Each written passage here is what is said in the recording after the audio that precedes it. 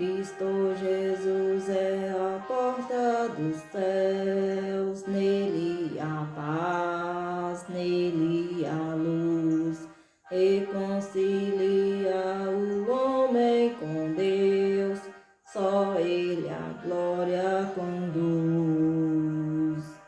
Por essa porta devemos entrar e caminhar sem hesitar, salvar-se a quem por ela passar, nela também confiar. Não mais duvides, não deves tardar para entrar sem vacilar. Breve Jesus voltará para os seus e vai levá-los a Deus. Cristo é a porta e outra não há, que traz o bem celestial. Vida com glória aos justos dará, paz e repouso eternal.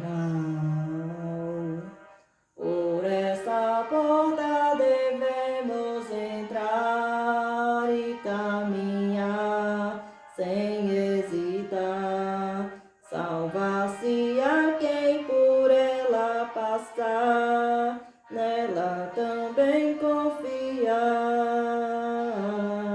Não mais duvides, não deves tardar para entrar sem vacilar. Breve Jesus voltará para os seus e vai levá-los a Deus.